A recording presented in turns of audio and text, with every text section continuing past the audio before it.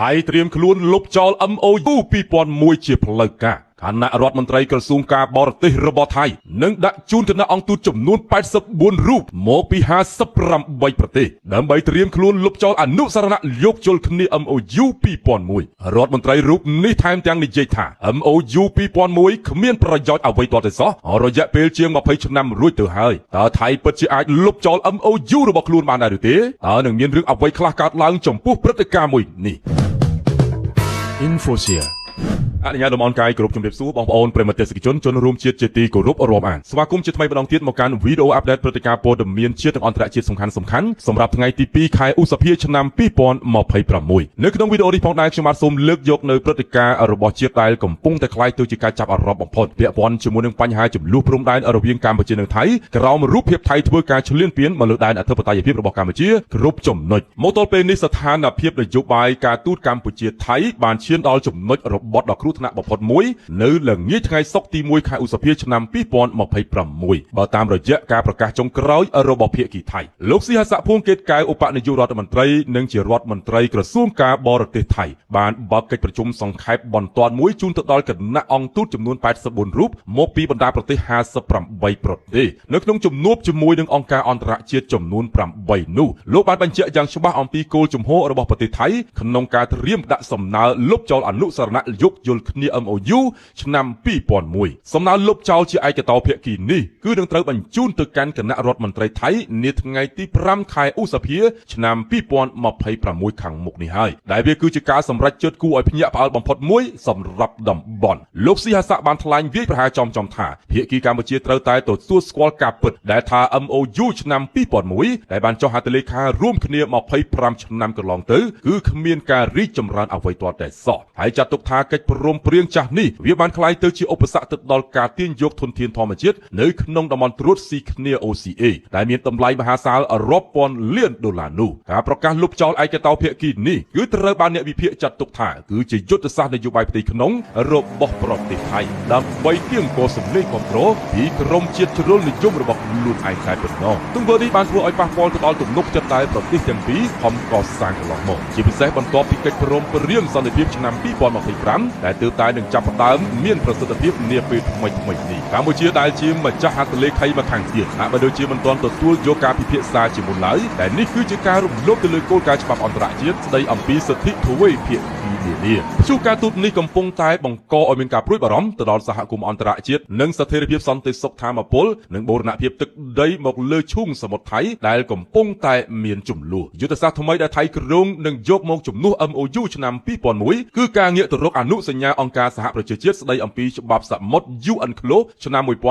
1982ដែលជាមូលដ្ឋានចរចាទៅវិញលោកស៊ីហាសាក់ភួងកេតកៅបានសង្កត់ធ្ងន់ថាថៃសង្ឃឹមថាកម្ពុជានឹងយល់អំពីគោលជំហរនេះនិងព្រមទទួលយកការសម្រេចចិត្តរបស់ថៃដោយសន្តិវិធីនិងតាមបច្ចេកទេសច្បាប់ប៉ុន្តែការប្រើប្រាស់ UNCLOS ឆ្នាំ1982ដើម្បីបោះបង្គោលព្រំដែនសមុទ្រឡើងវិញគឺជាសង្វៀនថ្មីមួយទៀតដែលកម្ពុជាត្រូវរៀបចំយុទ្ធសាស្ត្រការពារខ្លួនឲ្យបានហ្មត់ចត់បំផុតភាគីថៃហាក់បីដូចជាកំពុងតែប្រើប្រាស់ឥទ្ធិពលការទូតរបស់ខ្លួនដើម្បីទាក់ទាញការគាំទ្រពីគណៈទូតបរទេសចំនួន84រូបឲ្យយល់ស្របតាមផែនការមហិច្ឆតារបស់ពួកគេការដែលថៃអះអាងថា25ឆ្នាំមកនេះគ្មានអ្វីរីកចម្រើនគឺជាការទម្លាក់កំហុសមកលើកម្ពុជាខណៈកន្លងមកដែលថៃខ្លួនឯងទេដែលជាអ្នករារាំងតាមរយៈវិបត្តិនយោបាយផ្ទៃក្នុងមជ្ឈដ្ឋានច្បាប់អន្តរជាតិបានលើកឡើងថាការលុបចោលកិច្ចព្រមព្រៀងទ្វេភាគីជាឯកតោភាគីមិនមែនជាទម្លាប់ល្អនៅក្នុងការអនុវត្តទំនាក់ទំនងការទូតរវាងប្រទេសជិតខាងនោះឡើយប្រសិនបើថៃសម្រេចលុបចោលមែននោះតំបន់ត្រួតស៊ីគ្នា OCA ទំហំ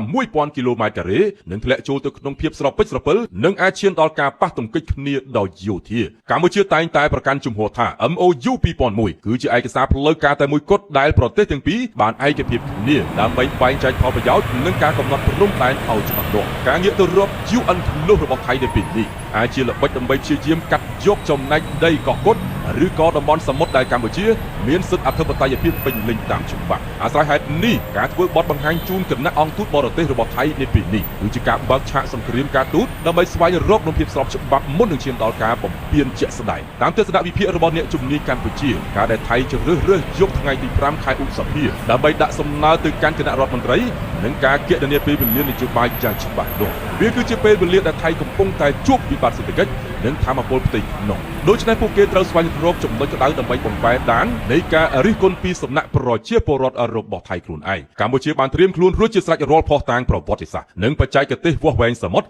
ដើម្បីតតាំងជាមួយថៃនៅក្នុងគ្រប់វេទិកាអន្តរជាតិទាំងអស់ប្រសិនបើចាំបាច់សម្ដីរបស់លោកស៊ីហាស័កភូមិកេតកែវដែលថាសង្ឃឹមថាកម្ពុជានឹងយល់គឺជាសម្ដីដែលបង្កប់ដោយសម្ពាធនិងការបង្ខំឲ្យកម្ពុជាទទួលយកអ្វីដែលជាការខូចខាតផលប្រយោជន៍របស់ជាតិខ្មែរកម្ពុជានឹងមិនងាករេទេអំពីស្មារតីនៃកិច្ចព្រមព្រៀងដែលមានស្រាប់ហើយនឹងបន្តអំពាវនាវឲ្យថៃគោរពទៅតាមហត្ថលេខារបស់ខ្លួនដែលបានធ្វើឡើងជាមួយនឹងសម្ដេចតេជោនិងកិច្ចព្រមព្រៀងសន្តិភាពកន្លងមកជាមួយនឹងលោកដូណាល់ត្រាំប្រធានាធិបតីសហរដ្ឋអាមេរិកជាសក្ខីភាពការបោះបង់ចោល MOU ឆ្នាំ2001នឹងធ្វើឲ្យរាល់កិច្ចខិតខំប្រឹងប្រែងនៅក្នុងរយៈពេល2ទសវត្សរ៍ចុងក្រោយនេះคล้ายទៅជាអសាបង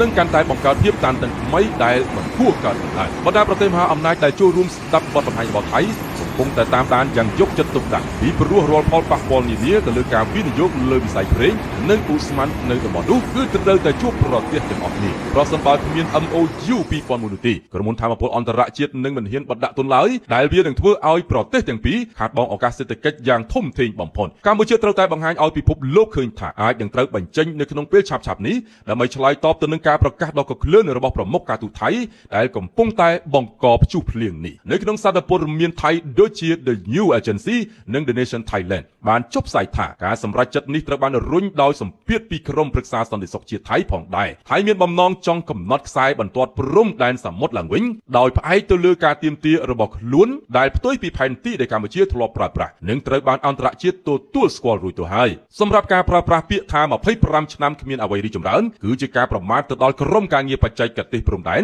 នៃប្រទេសទាំងពីរដែលបានខិតខំការងារយ៉ាងលំបាកកន្លងមកយោធាថៃត្រូវបានគេរាយការណ៍ថាបានបង្កើននូវការយាមកាមនៅតាមតំបន់សមុទ្រជិតកោះកុដដើម្បីបង្ហាញសាច់ដុំយោធាស្របពេលជាមួយនឹងការប្រកាសលុបចោល MOU នេះកម្ពុជាព្រមមានថារាល់សកម្មភាពឯកតោភាគីណាមួយដែលរំលោភទៅលើអធិបតេយ្យភាពសមុទ្រកម្ពុជានឹងត្រូវជួបប្រទះទៅនឹងការឆ្លើយតបយ៉ាងខ្លាំងក្លាបំផុតគ្រប់រូបភាពយន្តការ UNCLOS ឆ្នាំ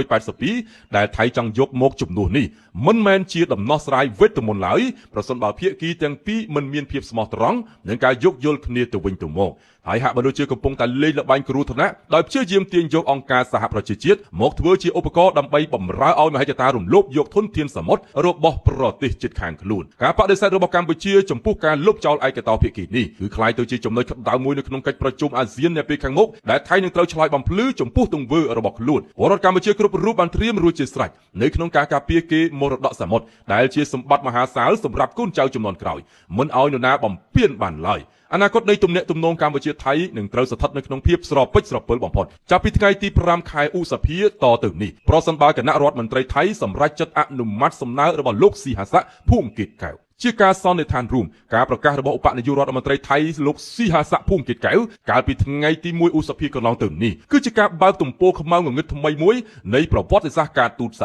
មុទ្រកម្ពុជាត្រូវតែរក្សាជំហឹងរឹងមាំដូចជាធម្មតានិងប្រើប្រាស់យន្តការច្បាប់អន្តរជាតិដើម្បីទប់ស្កាត់នូវការរំលោភបំពានពីសំណាក់ប្រទេសជិតខាងដែលមិនគោរពពាក្យសន្យាមហាប្រជាជនខ្មែរត្រូវតែមានស្មារតីសាមគ្គីភាពជាតិខ្ពស់បំផុតដើម្បីជឿជាក់ទៅលើការដឹកនាំរបស់រដ្ឋាភិបាលកម្ពុជានៅក្នុងការការពារបូរណភាពទឹកដីនិងផលប្រយោជន៍សមុទ្ររបស់ជាតិការលុបចោល MOU ឆ្នាំ2001មិនមែនជាទីបញ្ចប់នៃបញ្ហានោះទេប៉ុន្តែវាគឺជាការចាប់ផ្ដើមនៃចំនួនដែលមានភាពស្មុគស្មាញជាងមុននិងអាចប៉ះពាល់ទៅដល់សន្តិសុខតំបន់ទាំងមូលថៃគួរតែពិចារណាឡើងវិញនូវផលវិបាកដែលនឹងកើតមានឡើងមុននឹងសម្រេចចិត្តដើរលើផ្លូវឯកតោភាគីដែលនាំឲ្យមានការបែកបាក់នៅក្នុងគ្រួសារអាស៊ានយ៉ាងធ្ងន់ធ្ងរបែបនេះកម្ពុជានៅតែបន្តបើកទ្វារចរចាប៉ុន្តែការចរចា